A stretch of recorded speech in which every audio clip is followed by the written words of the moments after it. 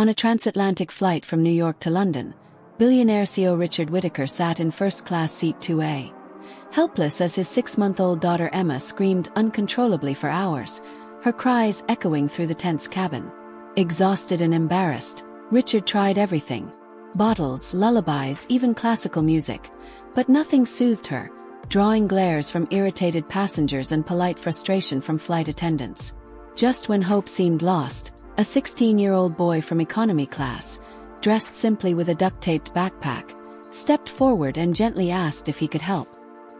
His name was Noah Simon, a math prodigy from Southside Chicago on his way to London to compete in the International Mathematics Championship. With calm precision and quiet confidence, he lifted Emma and applied rhythmic pressure to her back while softly humming an old lullaby, instantly silencing her cries and mesmerizing the cabin. As the baby drifted into peaceful sleep, Richard realized the boy who had succeeded where wealth and expertise had failed was a brilliant teenager carrying the dreams of his struggling community.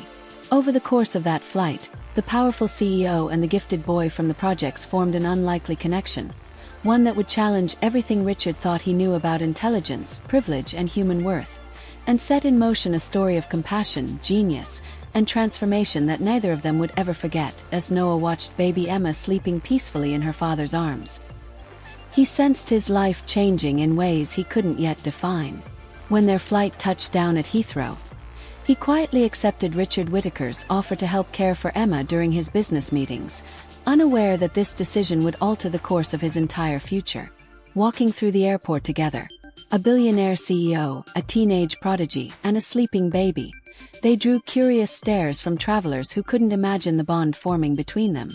Outside, a sleek black Mercedes awaited, its polished exterior reflecting the grey London sky.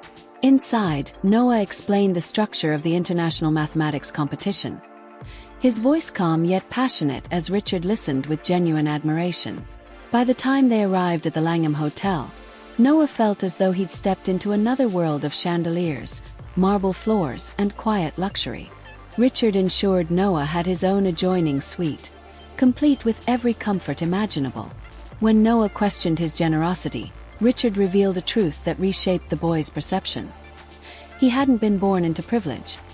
He had fought his way from a factory town in Detroit, built his empire from nothing, and wanted to be the kind of mentor he once needed. The next morning, as Noah prepared for the competition, Richard balanced business duties with fatherhood, trusting Noah to care for Emma. Between feedings and naps, Noah found unexpected joy in teaching the baby to count and recognize colors, realizing that her curiosity mirrored his own hunger to learn. At the Royal Institution, surrounded by hundreds of prodigies from across the world, Noah faced his first challenge with steady confidence, solving intricate mathematical problems through a blend of intuition, logic, and creativity. His performance was strong, but it was the second day, team problem-solving, that revealed his true potential.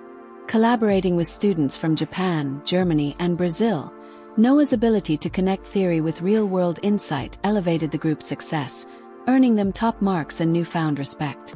That evening, as he recounted his day over dinner, Richard recognized in him not just brilliance, but leadership, empathy, and vision.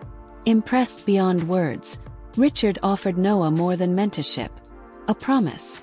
Regardless of the competition's outcome, he would fund Noah's entire education through the Whittaker Foundation and reserve a place for him in a new division of his company focused on solving social challenges through mathematics and AI. Overwhelmed yet inspired, Noah accepted, not out of ambition but gratitude. For the first time, he saw a path that allowed him to honor where he came from while shaping a better future. And as London's night lights shimmered across the city skyline, it became clear that this was no longer just a story about a genius and a billionaire. It was the beginning of a partnership that would change lives far beyond their own. At the International Mathematics competition in London, each participant faced a complex, open-ended challenge requiring both intellect and vision. Noah's problem involved designing a mathematical model to predict and prevent the spread of infectious diseases in crowded urban areas, a task that demanded a fusion of epidemiology, statistics, network theory, and public health insight. As he worked, memories of his own neighborhood in Chicago filled his mind. The cramped apartments, the lack of health care, and the quiet resilience of families like his. drawing from both experience and years of self-taught study. He built a model that combined raw data with human understanding. His 20-minute presentation mesmerized the judges. He spoke not like a competitor, but like a young scientist who understood how math could save lives. "Your work shows both advanced theory and deep compassion," said Dr. Elizabeth Chen, impressed by his approach. When Noah explained that his ideas came from witnessing real suffering, the panel realized they weren't just evaluating brilliance. They were witnessing purpose. That night, under the bright lights of the closing ceremony, Noah sat among hundreds of prodigies as names were called. Third place, Germany. Second, South Korea. And then, the words that changed everything. The winner of this year's International Mathematics Competition, representing the United States, Noah Simon from Chicago. The auditorium erupted in applause as Noah walked to the stage in disbelief, the trophy gleaming under the lights, his heart pounding with gratitude. Dr. Thompson handed him a scholarship to MIT, praising his ability to use mathematics for real-world change. As the audience cheered, Noah spotted Richard Whittaker standing proudly with baby Emma in his arms, her tiny hands clapping as if she understood the moment's weight. Later, in Richard's suite, they celebrated quietly over dinner while Emma played nearby. "Watching your journey has been one of the most inspiring experiences of my life," Richard said, raising a glass of cider. Noah smiled, humbled. "It all started because I helped a crying baby on a plane.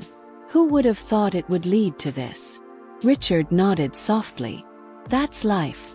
The smallest acts of kindness often open the biggest doors." The next morning, as their plane ascended over London, Noah looked out at the city that had transformed his destiny. He wasn't just a boy from Chicago anymore. He was a scholar, a believer, and proof that compassion could be as powerful as genius. The crying had stopped, the competition was won, and the world ahead shimmered with infinite possibility. All because one day he chose to help when help was needed most.